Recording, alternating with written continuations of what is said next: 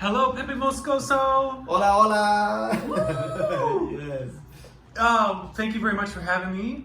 We are at Blind Insect Gallery, your gallery on Alberta Street here in Portland, Oregon. Yeah, Blind Insect opened 4 years ago as a space to represent multicultural artists, but at the same time have my own section that I can bring people that love my work and see it closer and see what I'm working on it. And you're primarily a visual artist? Yes. Yeah, so Yeah. what do you do? Let's see it. Yeah, and my collages is mixed media.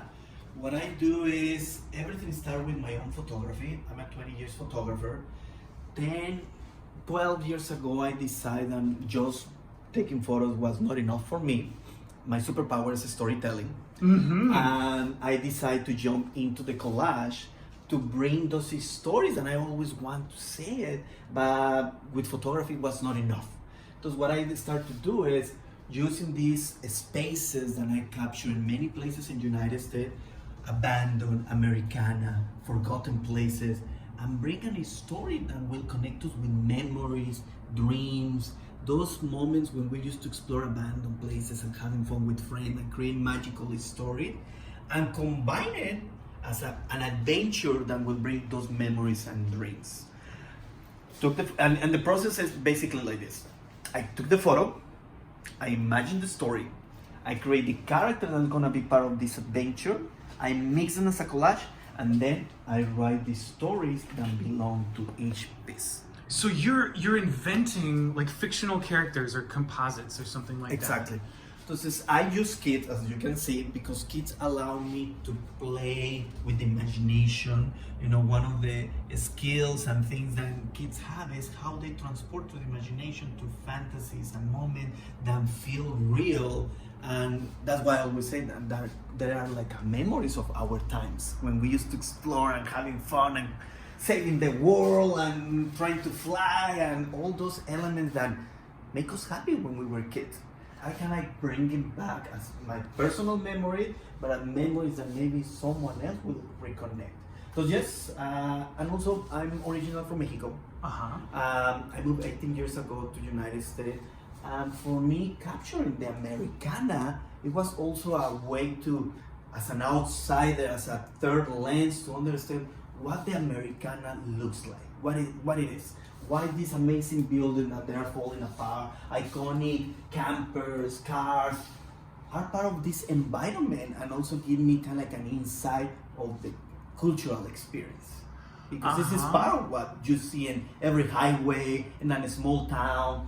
And just for me, taking photos of abandon is also a way that I connect with what is not belongs to me, but at the same time I'm here.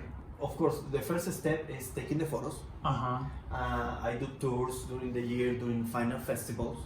Every time I do a show, I take 2 days to explore around. I ask local people, hey, what is the most iconic place in town? And they tell me what are the hiding places. So you're going to the festival, and you specifically use that as a time for research. Yeah, and the good thing is, you know, when you are in a new place, local people want to see local places. Because I also create collections based on the town that I visit for the festival. And this is a great example. Okay. I was in Park City, Utah. Yeah. 2 ladies approached to me. They are like 70 years old, and they told me, okay, on base of the work that you do, after the show, you need to take this trail that is on the top of the city in Park City, and you want to find all the abandoned cars from the miners from the 50s. Okay. Entonces, I will not find this place if they don't tell me where to go. Well, after I ask or I explore, I have the photography, I return to my studio, and it's when I decide, okay, what did this year collection looks like?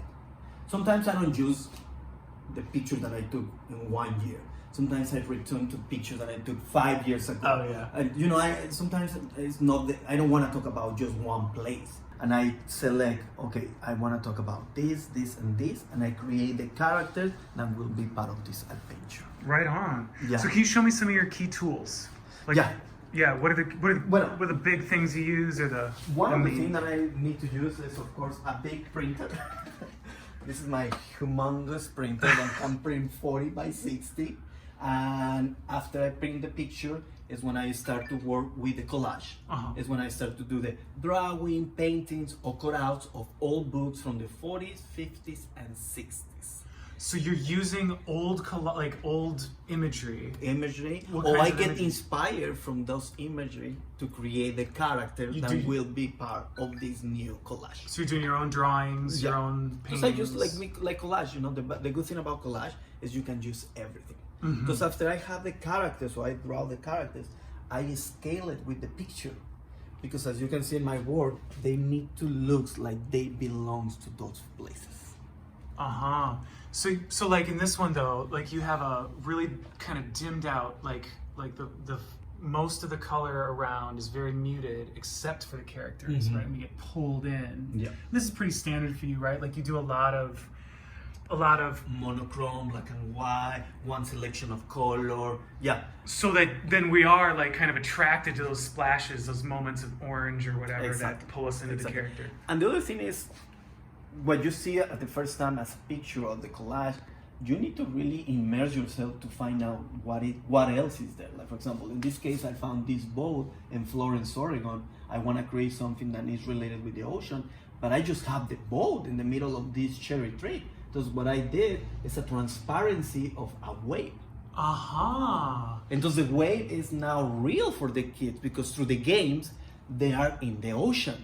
Yes, okay. And just the other thing that I always add, and you will find it in some of my pieces, I add animals as part of the game.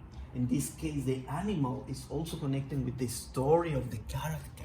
So the animal, you got the wave on the outside, you have and the the original dog image. is also seeing the wave that is coming because he's playing with the kids. The dog sees what the kids are imagining, and of course the kids have paper hats. Like, I love that. Yeah. That's a great detail. Yeah.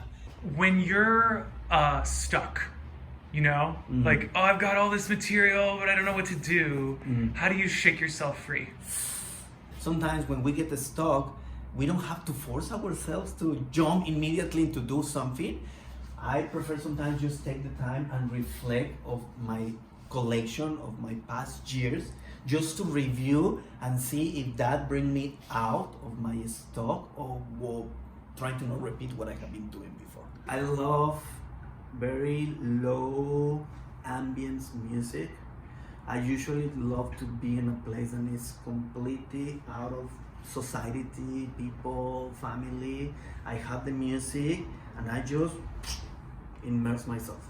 And reviewing the photos, I see it, I select the collection of pictures for the year, and then is when I start to immerse one by one what are the characters that I'm gonna bring, the adventures that I wanna see. Every year is one series.